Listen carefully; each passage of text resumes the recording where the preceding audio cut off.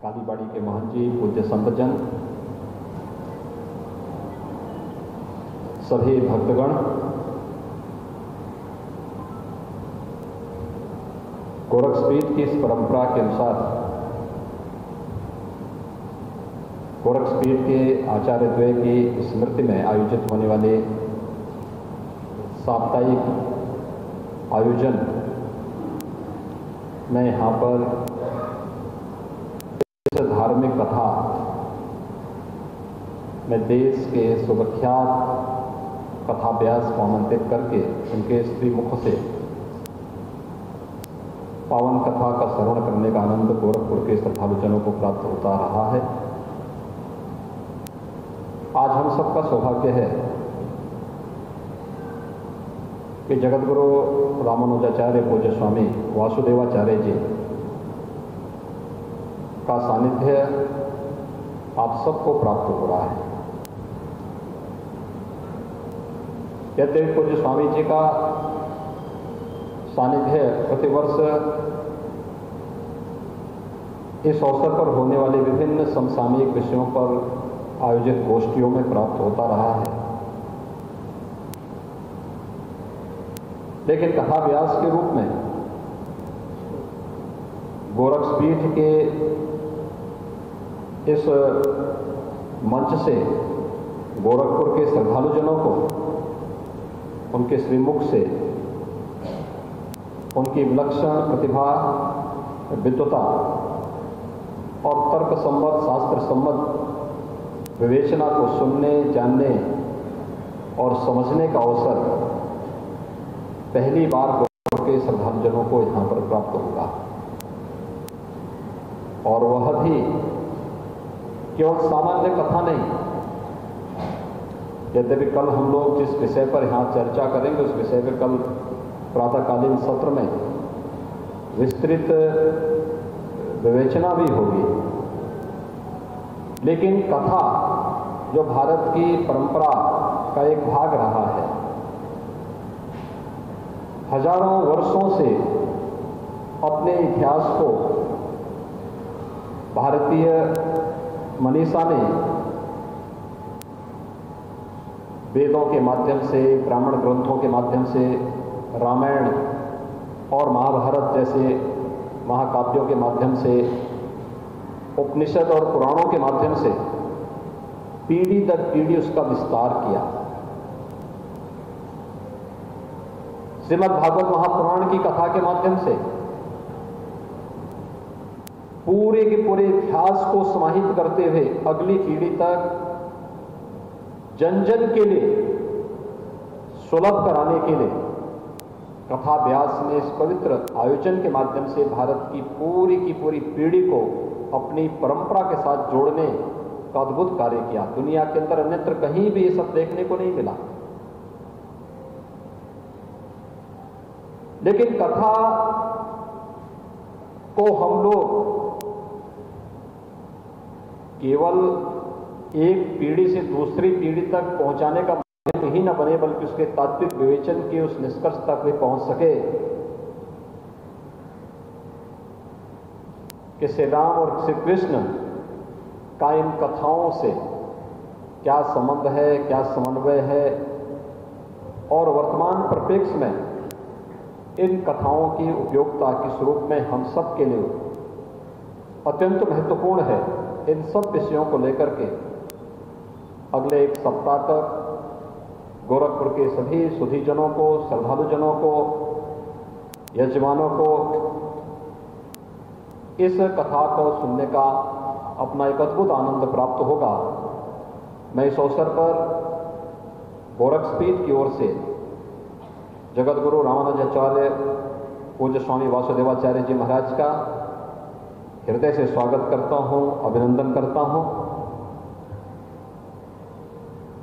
मुझे हार्दिक प्रसन्नता है कि गोरक्षपीठ के आमंत्रण पर प्रतिवर्ष पूज्य स्वामी जी का सानिध्य यहाँ प्राप्त होता रहा है, और इस वर्ष इस पूरे आयोजन में उनका सानिध्य यहाँ प्राप्त होगा।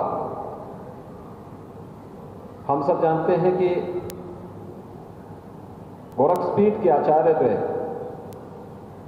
युग पुरुष ब्रह्मलीन महंत दिग्विजयनाथ जी महाराज ने और मेरे पूज्य गुरुदेव ब्रह्मलीन महंत वेद्यनाथ जी महाराज ने अपना पूरा जीवन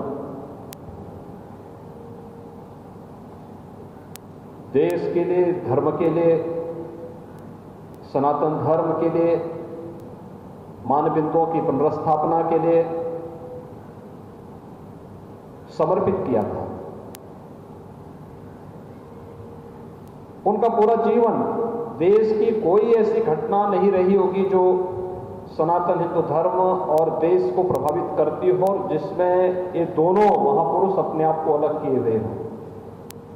प्रत्यक्ष से अप्रत्यक्ष रूप से इनकी भागीदारी उन सभी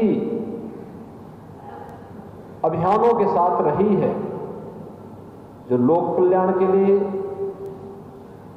राष्ट्र के कल्याण के लिए देश के अंदर विगत 100 वर्षों के अंदर घटित हुई है।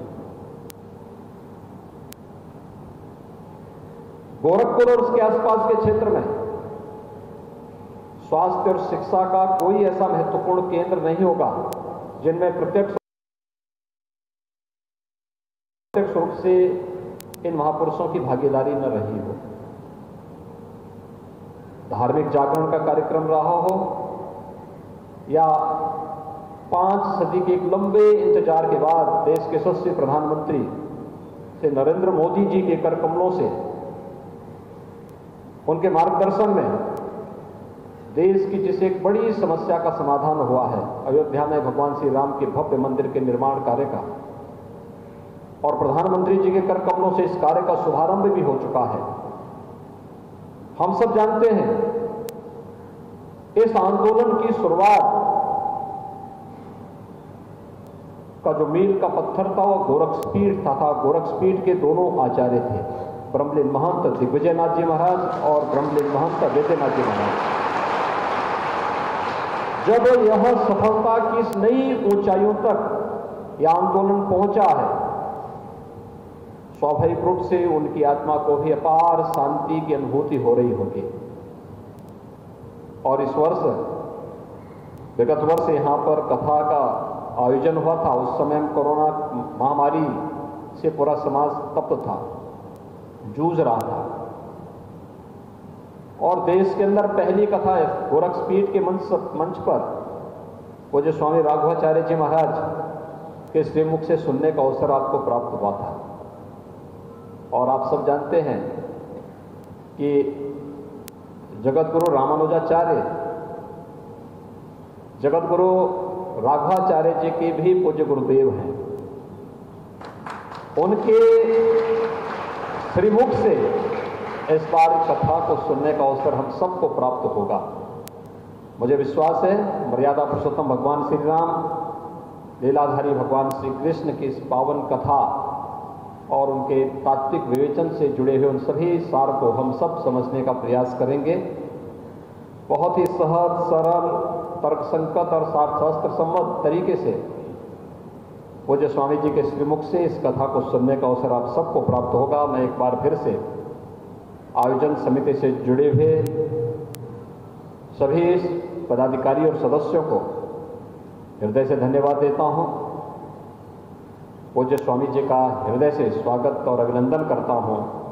आप सभी श्रद्धालुजनों के प्रति हृदय से शुभकामनाएं व्यक्त करता हूं और भगवान गोरक्षनाथ जी से ही प्रार्थना करता हूं कि वह आपके जीवन में इसी प्रकार से लोक मंगल की कामना के साथ आपको निरंतर एक नई दिशा की ओर अग्रसर होने की प्रेरणा प्रदान करे। आज का दिन हमारे लिए महत्वपूर्ण इसलिए भी है कि आज विश्वकर्मा जयंती भी है और देश के यशस्वी प्रधानमंत्री श्री नरेंद्र मोदी जी का पावन जन्मदिन भी है।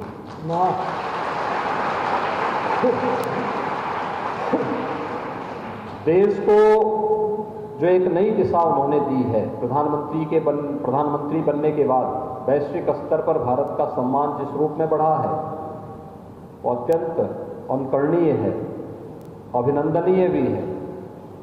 और इसलिए हर भारतवासी को इस बात पर गौरव की अनुभूति होनी चाहिए कि हमारा नेतृत्व देश के लिए और भारत के एक एक नागरिक के हित के बारे में सोचता है। हम सब इस अवसर पर प्रभु राम से ही प्रार्थना करें, उन्हें स्वस्थ और दीर्घ जीवन प्रदान करें, उनका नेतृत्व एक लंबे समय तक देश को प्राप्त होता रहे, इस विश्वास के साथ आप सबके प्रति मैं अपनी शुभकामनाएं देता हूं। धन्यवाद। जय श्री। बहुत बहुत धन्यवाद पूज्य महाराज श्री। मठ मंदिरों में बैठकर